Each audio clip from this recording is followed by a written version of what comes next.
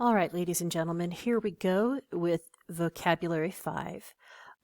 You are going to need a piece of notebook paper because obviously I don't have the handouts to give you. Please set it up in the same manner as the handout that you usually get. That is a place for the word, a place for the part of speech, a place for the definition, and then also a place for your non-linguistic representation or your clue or your picture, whatever word you want to apply to that. All right? The nice thing about doing the notes this way is that you can pause and make sure you get all the information written down, and then just start it up again when you're ready to go. Okay, so here we go. Vocabulary 5. Our first word is encroach. Encroach. Encroach is a verb. It means to advance beyond the usual or proper limits. To trespass. In American football, we use the term encroachment. That is when somebody crosses a line of scrimmage before the whistle has been blown to begin play. So encroach, to go over or to go beyond what is allowed. You could also look at encroachment as trespassing, like the definition says. You go into someone else's yard or place of business, someplace you don't belong. All right, encroach. Next, we have the word falter. Falter is a verb. It means to hesitate, stumble, or lose courage. So sometimes when you're asked a question in class, you might falter, you might stumble with your answer because you're not quite certain. Okay? Maybe the love of your life or the current love of your life anyway. You see him or her and you're like, oh, I'm going to go over and speak to them. And then you falter because you lose courage. And then they go out with someone else. Falter. Ferret. We're not talking about the kind of smelly but still soft and cuddly critter. This ferret is a verb, and it is, or it means to search or hunt out. You might ferret out the truth. Maybe when you were a little kid, heck, maybe you still do it now. You like to ferret out your Christmas presents and figure out where your parental units have hidden them. Ferret. And remember, darlings, if I go too fast, you can always hit the stop or pause button and get caught up and then just resume listening to the screencast. Alrighty, next. Instill. Instill is a verb. Have you all caught on to the fact that every word we've had is a verb? That's because our words this week are all actions, and so actually all of our words are going to be verbs. Instill means to add gradually or to introduce. So as when you're growing up, your parents instill manners, values, family traditions, things like that. Instill.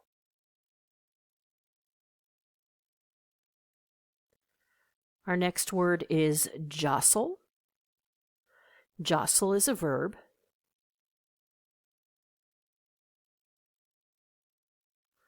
It means to force one's way by pushing or elbowing. A lot of times in a crowd, there's a lot of jostling going on. You push your way through, you want to get to the front of the line or catch the train or whatever the case may be. jostle. Pulverize. Pulverize is a verb. And we know that, we talked about, I think it was in one of our word lists, pulverize, to crush something to little pieces. This week, we're looking at it as in to destroy or overcome. All right, when we pulverize the opposing team, we set a goal for ourselves and we pulverize it because we've overcome the challenge and we've made it to the goal and accomplished it.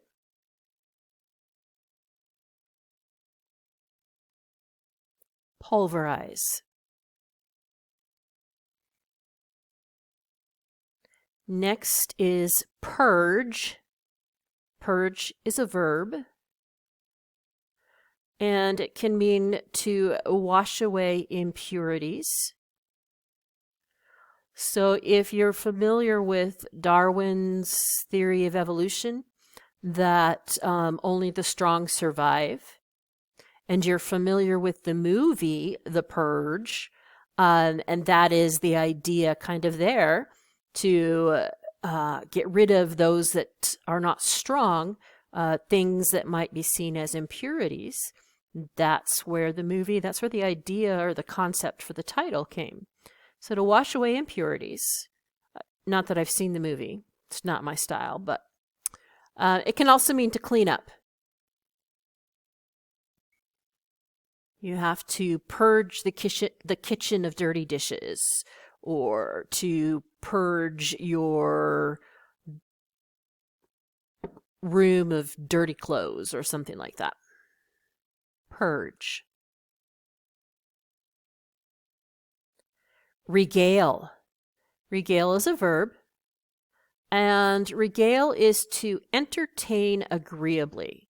It's when we tell a story, generally funny, okay?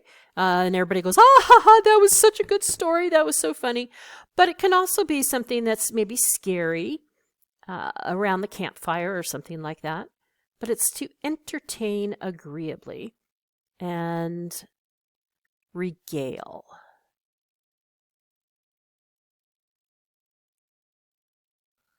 Next we have the word rue. Rue is a verb. It means to regret or to be sorry for. So you can rue, you can regret your choices or your decisions or your actions, or you can also be sorry for them. Rue.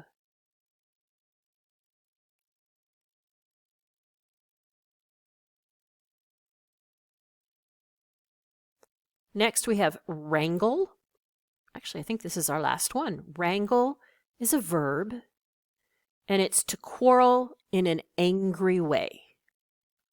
To quarrel in an angry way. Maybe you wrangled with your siblings over who has control of the remote. Or you wrangle with your parents about wanting a later curfew. Wrangle.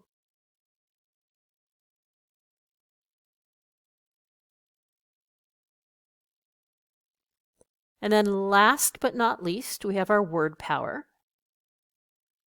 First, we have im, I-M, and note the little dash after the M. Okay, that's because this is a prefix.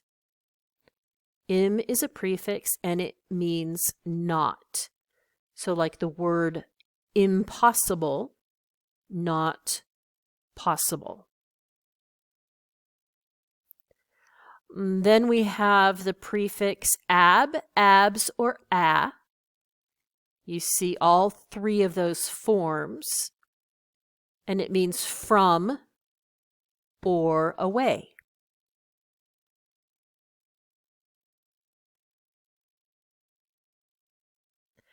Next, we have the root dict, D-I-C-T. To say or to speak, we need to worry about diction. That's having to do with saying. If a dictator, Dictator comes from you will do as I say, a leader who is in charge. Then we have the suffix ik. Notice the hyphen or the dash in front of the I. Ik, nature of or like. So symbolic. Symbolic, symbol, like. It's a symbol for or symbol of something, like something. And then lastly, we have less. Again, note the dash in front of the word. It also is a suffix. And less means without. So a word like remorseless means without remorse.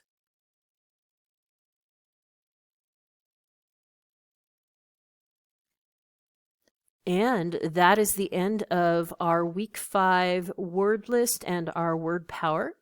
Again, as I said at the beginning, if you need to rewind or listen to this again, you certainly can to make sure that you have all the information that you need. You will find your practice for Vocabulary 5 in Canvas under, it looks like a quiz, but it's really just a practice. Okay, thank you.